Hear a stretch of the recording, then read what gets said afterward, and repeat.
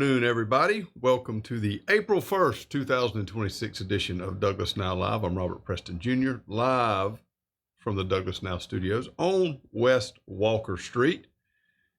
Today, of course, is April Fool's Day. I look at April Fool's Day kind of the same way I look at Friday the 13th. I'm very cautious.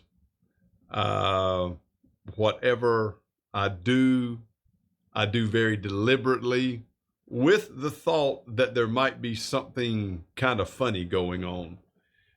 So I don't trust much of what I see on April Fool's Day. I do a little bit of digging to make sure that it is accurate. So yeah, that would be my advice. Now, by now, here we are, a little after 2 o'clock. Most of your April Fool's jokes have run their course. People typically post that stuff early, but every once in a while, somebody might throw you off with something later than day. So once again, keep in mind that it is April Fool's Day. If you see weirdness out there online, it might not be true. Now, I, of course, would never do anything like that. So you can absolutely 100% believe and trust everything that you see on Douglas Now, whether it is April Fool's Day or not. With that said, couple of stories I want to get to here today. Another cold case has been solved by the cold case unit with the Georgia Bureau of Investigation. This one over in Waycross. Remember, it wasn't that long ago, just a few weeks ago, the cold case unit helped solve the Sandra Robinson murder that took place here in Coffee County. So just a very, very short time after that, we have another cold case cracked. The GBI has arrested and charged Freddie Lee Granger Jr., 68 years old, of Ware County, with 1 count of rape, 1 count of aggravated assault, 1 count of malice murder, and 2 counts of felony murder in connection with the 1984 rape and murder of 22-year-old Sandra K. Davis. This is Miss Davis here in our photo. On September 1st, 1984, the Waycross Police Department discovered Davis's body beside a home on Collick Street in Waycross. She had been strangled. Waycross Police Department later requested the GBI to assist with the investigation.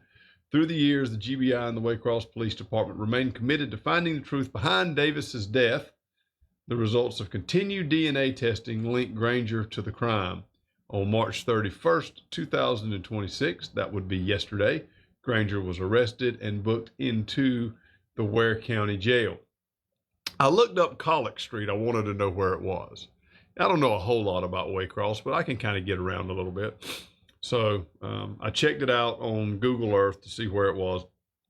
Collick Street is about a block to the south of Corridor Z, Highway 23. You know, US 1 kind of splits off there in Waycross, and you've got it kind of goes through town. But when we come in on Corridor Z, you go into Waycross and you go over the railroad tracks. All right, it's the second set of railroad tracks that you go over. The first set's outside of town a little bit, but this is the set that's inside town. There's a Coca-Cola bottling company down there on the south side of that crossing as well. But over in that area, south of Corridor Z is where Collick Street is. So it is a corridor that we travel quite regularly here when we go through Waycross. Just off there, if you're going like to Jacksonville, Fernandina, if you're going to Brunswick, as you go through Waycross on Corridor Z, when you go over one of those overpasses, it's there off to the right. So that's where she was found. 1984.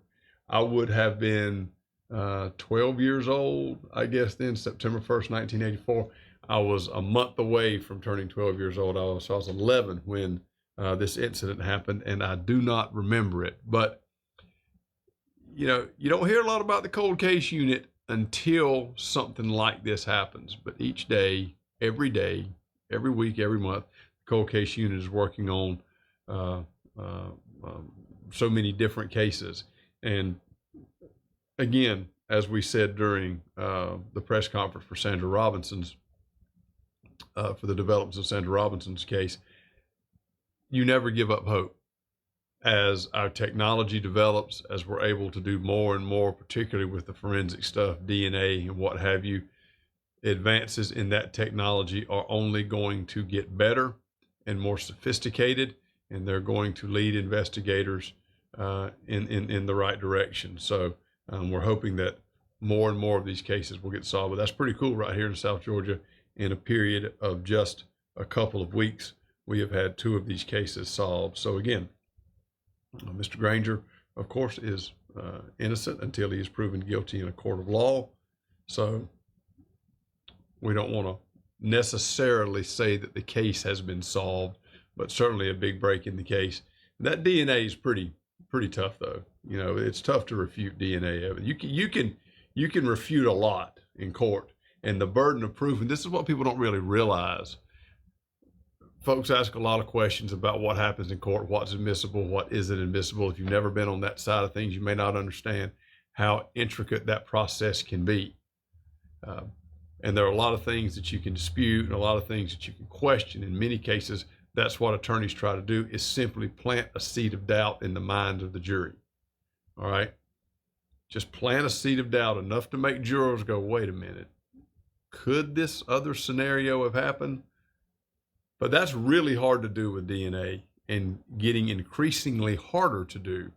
So again, that's a pretty strong link. Mr. Granger is booked into the Ware County Jail and will likely stay there until he goes to trial. And if he is convicted, it will be a life sentence. There is no wiggle room for a murder conviction in Georgia. If you're convicted of murder, felony murder, malice murder, you get a life sentence. The only difference there is one will allow you to have, the possibility of parole after 30 years, one will not. And people hear that life with the possibility of parole, and they think that automatically means you're going to get paroled after 30 years, and it does not. There are a lot of people in prison with life sentences with the possibility of parole who have no possibility of getting out and are not going to. So just because you're given the possibility of parole doesn't mean that's going to happen. Let's talk about protests. No Kings protest. We had another one of those over the weekend. I have a few thoughts on that. Maybe contradictory thoughts, but I will share those with you when we get back. Let's take a break. When someone is injured in an accident, they need 3 things: answers, a plan, and a legal team they can trust. That's what you get at the law office of Bruce Edwards in Douglas, along with a healthy dose of old school toughness and modern strategy to boot. We are here to help. Give us a call and let us work for you.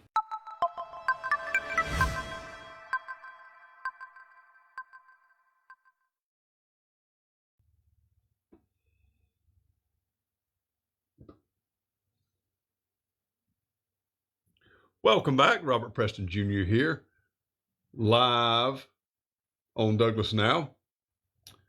Another round of No Kings protests over the weekend. I believe this is the 4th protest that we've had here in Douglas and Coffee County, and the 3rd No Kings protest. Now, when I published this story, and I was unable to get to the protest, I would have liked to have gone and taken pictures and seen it for myself, but I had to be out of town at an engagement that I already had scheduled. I actually had this thing scheduled all year long, so I had to go tend to that. But I knew what the response was going to be, and weren't very many people there, 16, 17 maybe. You can see from the pictures here, not a big crowd, meeting on the grassy area in front of Longhorn Steakhouse. You can see Longhorn right here. Chick-fil-A would be back over here somewhere. And then Arby's back over here as I'm looking at the picture to my left. But these protests do not bother me. All right. They don't bother me one bit. Now, that does not mean that I support what they are espousing. And, this is where you lose me. I will tell you where you lose me. And we had a statement from the organizer, Lawton Hurst. And in his statement, he said that he organized the event on behalf of the Party for Socialism and Liberation and the Young Socialists of America. Now, let me go ahead and say here, this is where you're going to get my opinion, right? You're going to get my opinion. Anytime I see the word socialist, I check out. Socialist, socialism, what have you. All right. You've lost me.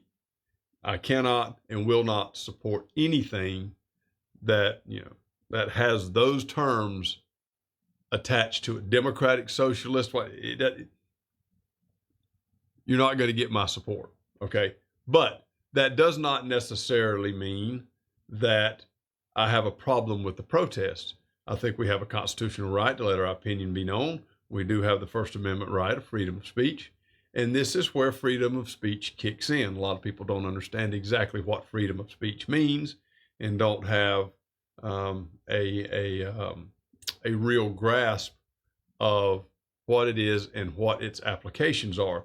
But this is it. You got a guy standing there holding a sign right here that says Trump sucks. You can't do that in a lot of countries. You can't say the leader of that country sucks without getting put into jail or worse. But here in the United States, we can. Now, the war in Iran, the military action in Venezuela, the immigration operations that have been going on, in principle, I don't have a problem with. All right. What happened in Iran is not illegal. What happened in Venezuela is not necessarily illegal. Now, it could go in that direction depending upon the next steps that the administration takes. All right. But as of right now, it is not illegal. Now, if people are mad, and this is one of the things that I always come back to, right? When you're talking about no kings, right? The reason this is even up for discussion is because we, and when I say we, I mean all of us, all right? Conservatives, liberals, independents, libertarians, what have you. We have allowed the government, however you want to define that, to expand the power of the presidency. Or maybe a better way to put it, we have allowed the presidency, the executive branch, and the legislative branch to expand the power of the presidency. The president should not have as much power as he has. All right. And I say that when I say that, I use the term president generically, whether you're talking about President Obama, you're talking about President Biden, you're talking about President Trump, any president. Each president has done a little bit, some more than others, but each president has expanded the power of the office. And I've said this time and again. I said it when I was on the radio, sitting at the desk to my right, and I've said it here. Ultimately, Congress should have, the most authority in Washington. But Congress has abdicated its authority. Both liberals and conservatives have abdicated their authority to the executive branch. As a country, as a population now, we expect the president to have an expanded role and to do more than he should do. That's why we get the hyperbole during election time. All right. This is the most important election we've ever had. Our democracy is at stake. Our democracy is not at stake if the branches of government work the way they're supposed to, and if we put the power in the legislative branch. All right? But that's not what we do. And liberals, Democrats, whatever label you want to attach to them, have no problem with an expanded presidency if their president is the one who expands the power of the office. Just like conservatives / Republicans don't have a problem with an expanded presidency if their candidate is in office. Now, I have a problem with the power of the presidency. All right, I think whoever the president of the United States is should have a much more limited role than he has, and that he has really through most of this century, whoever he is.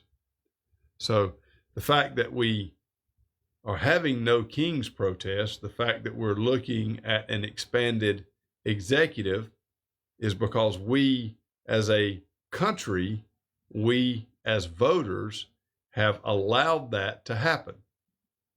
All right. So to me, when I look at this, it is less about it's less about who was in office and more about how we got to this point. All right.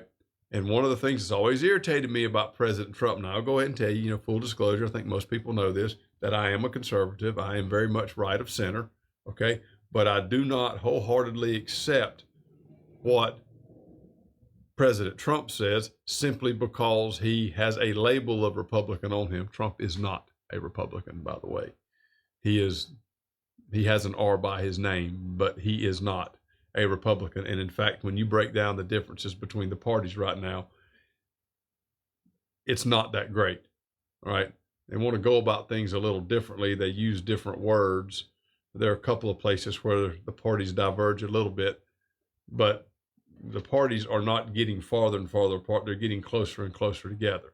All right.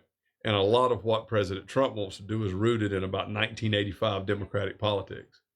All right. What's really funny during the tariff situation was to watch Democrats try to be upset about tariffs. They wanted to be because Trump was putting them forward, but Democrats love tariffs. All right.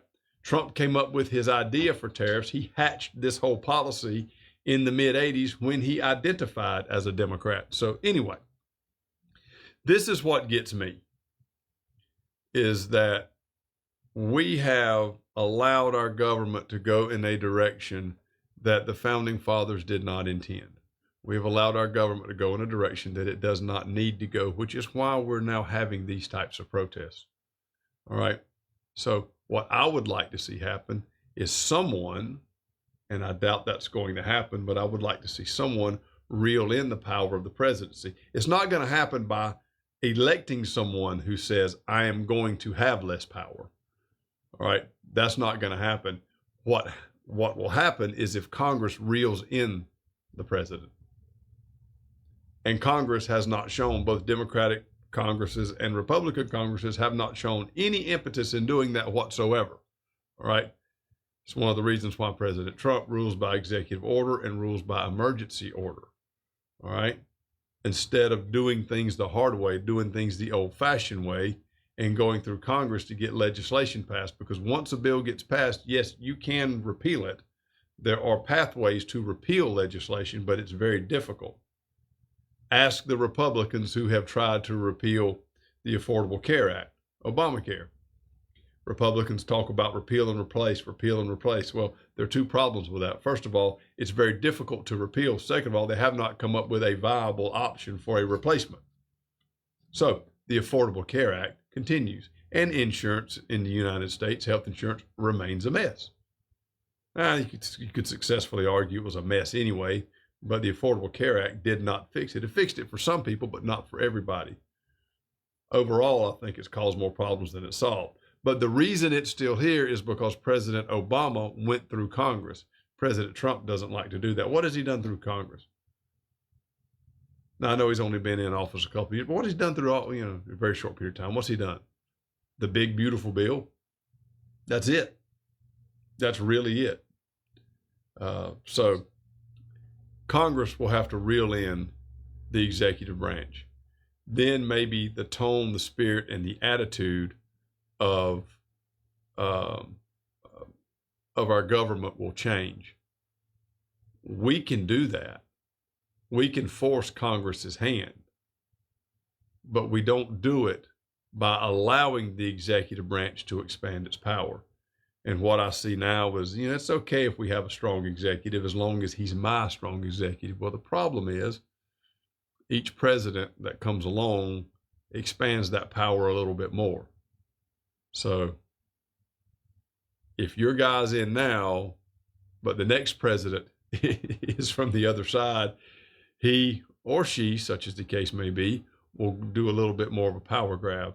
If Congress doesn't stop it, then we're really going to be in a different, in a direction we don't need to be. So I have no problem with the protest. It's fine. People can protest All they want, as long as they follow the law, as long as they have a permit, as long as it's peaceful. All right. And I knew when this story got up, the comments were going to blow up. People were going to go crazy. And it's funny to sit back and watch an online debate like that because nobody changes anybody's minds. All you make people do is dig in heels even more. And it exacerbates the echo chambers that we already live in, which is one of the reasons why nothing gets done and why we're still frustrated with each other and why people don't trust each other. It is quite frustrating for me to sit back and watch how these debates manifest themselves. All right. But yeah, until we hold Congress accountable for what they have allowed to happen, this is the kind of stuff that we're going to continue to get. And I'll go ahead and tell you, you want me to shut down? Let me back up. I try to have an open mind. I like to discuss things with the other side. I like to understand what the other side is thinking. I don't want to live in that echo chamber. All right. I like to have a discourse with someone who does not believe the same thing as I do, politically and socially. All right. Because I want to know what they're thinking. I want to know why they feel like what they believe is the better way. And I want to have the opportunity to explain why I feel like what I believe is the better way in a controlled environment where we are both listening and talking and engaging the whole we can agree to disagree type thing without getting mad. All right. But where I will draw the line and where I kind of shut down and push back a little bit is anytime I see the word socialist. I see the word socialist and I'm out. All right. Because not all, in spite of what you hear in your conservative echo chamber, not all Democrats are socialists. But the ones who are, that's kind of where I draw the line.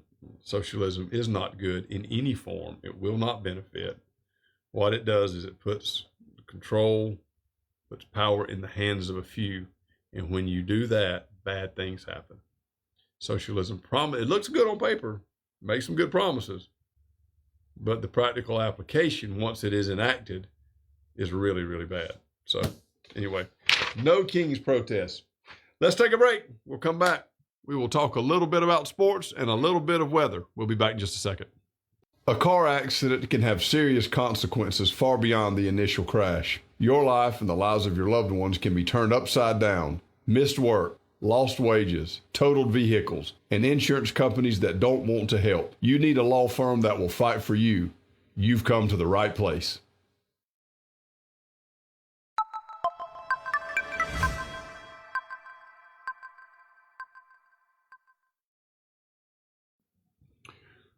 Welcome back. Robert Preston Jr. here, live in the Douglas Now studios on West Walker Street. Yesterday, all three baseball teams were in action. And when I say all three, I'm talking about Coffee High School, South Georgia State College, and CCA. Unfortunately, out of those three teams, only one escaped victorious. The Trojans had a break from region play. In fact, all of our region, every team in 2-5A this week is off from region competition. They're playing non-region games. Resume the region schedule next week. Everybody has one more region series to play, I believe it is. And then after that, they'll play a couple of non-region games and get ready for the postseason. And I wrote this in my story. This is the lead that I wrote. If I told you that the Coffee Trojans scored 10 runs on 15 hits, 2 of which were doubles and 2 more were home runs, and one Coffee pitcher threw 3 innings, giving up 1 run on 1 hit while striking out 4 and walking 1, you'd probably say the Trojans had a pretty good day. I certainly would. You score 10 runs in high school baseball, you're probably going to win that game. All right. But that's not the way it happened yesterday. They ran into a buzzsaw against the Ware County Gators. Ware won 18-10, and a young man over there named Slade Sweat hit 4 home runs and drove in 9 runs. So he accounted for exactly half of the Gators' runs and it was a very spirited crowd. Doesn't matter. We're not in the same classification anymore, but Ware County, Coffee County is going to be a tough game no matter what sport is played in, no matter what time of the year, and no matter where it's played. Ware County had a really big fan base there yesterday. The visiting stands were noisy and got louder as the game went on. Ware County also had 15 hits. They, of course, scored 18 runs and took advantage of 5 coffee errors to pad their lead throughout the game. So it got close one time. The Trojans made it 7-6 after a couple of innings.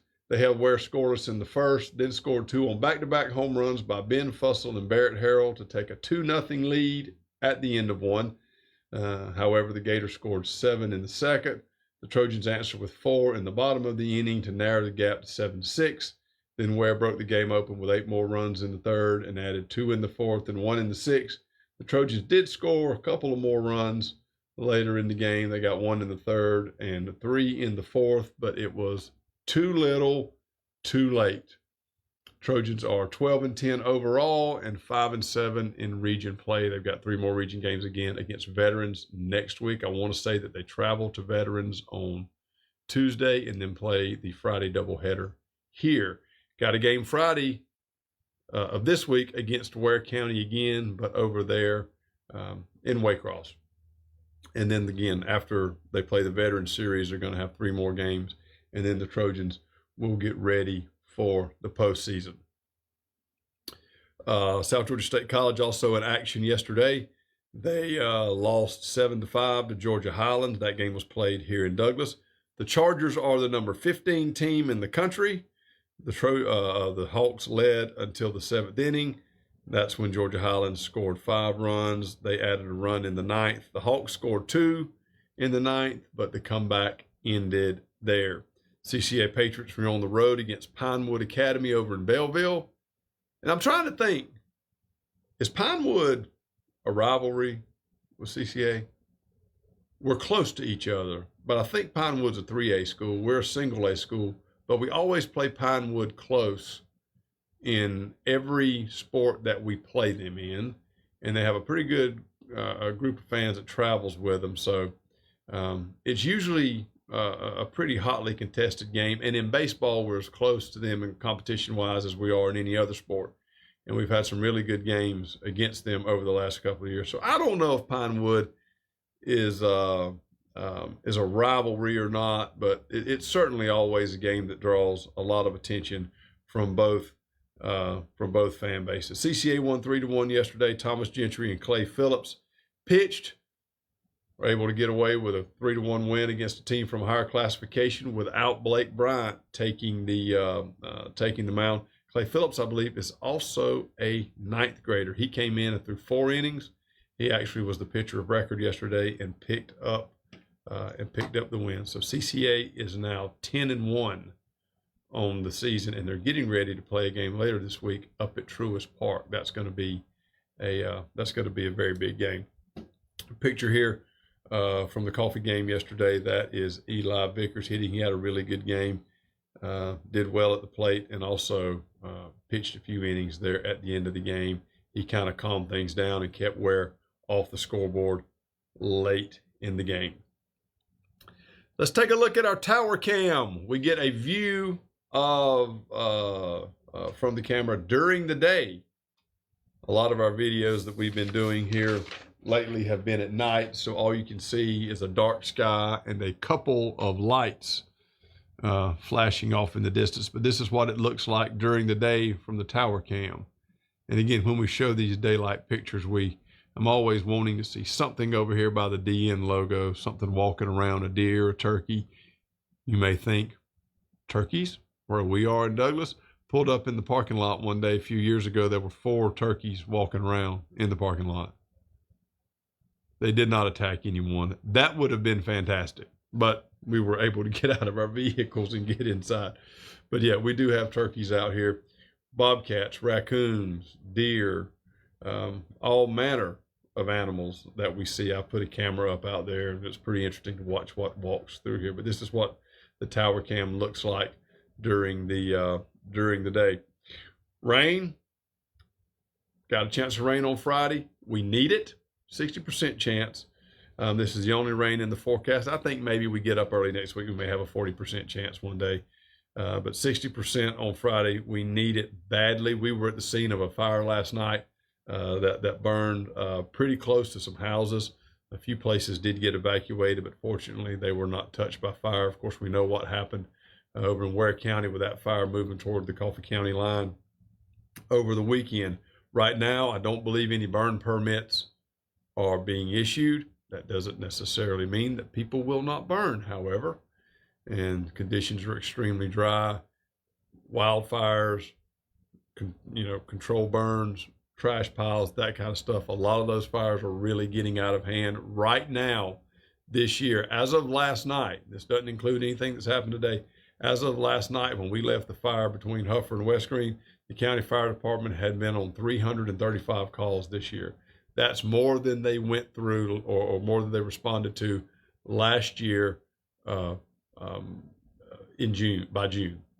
So here we are, just a quarter or so into the year, and the fire department has already been out on more calls than they did halfway through last year. The guys are tired. They have run themselves ragged. They have done a heck of a job this year fighting these fires. So once again, if you're going to burn, get a permit. And right now, they're not giving permits out. So don't burn anything. Maybe we can get a decent rain on Friday. That would improve conditions quite a bit. This is the time of the year people like to burn. But it's pretty tough out there right now. So please don't burn unless you have a permit. And if you do, be very careful, right? Because it doesn't take much for one of these fires to get away. Now, I don't know if this is the angle. I don't know if you'll be going to be able to see this or not. But this is one of those stories I read with a little bit of skepticism, and it is also sort of weather related.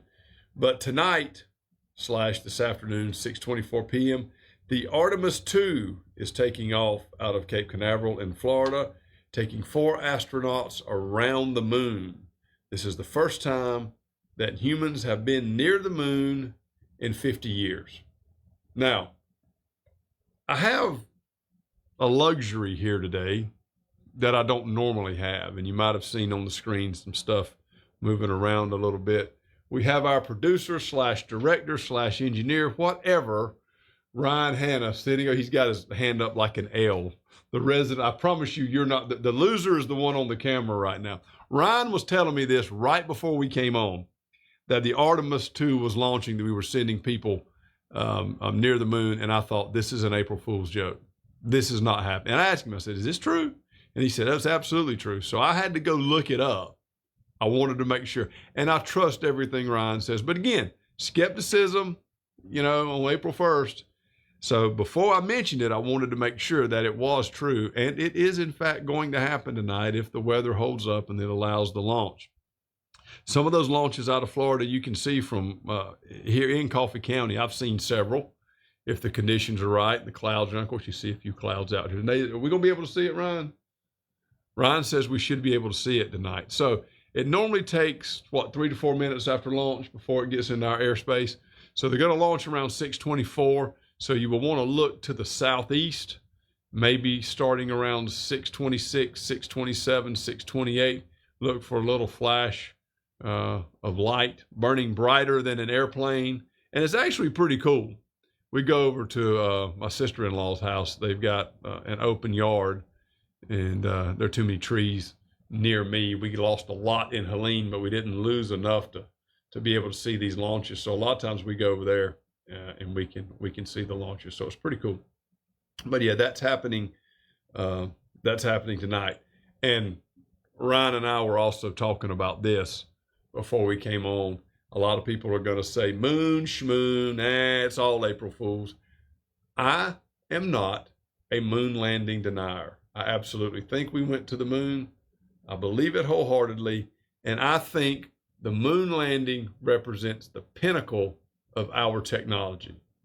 Yeah, the touch screens and the cell phones and all the stuff that we have at our disposal now But of course, a lot of that is rooted in technology that began, or that was pioneered, whatever words you want to use, through the space program, which came from technology that was pioneered through World War II.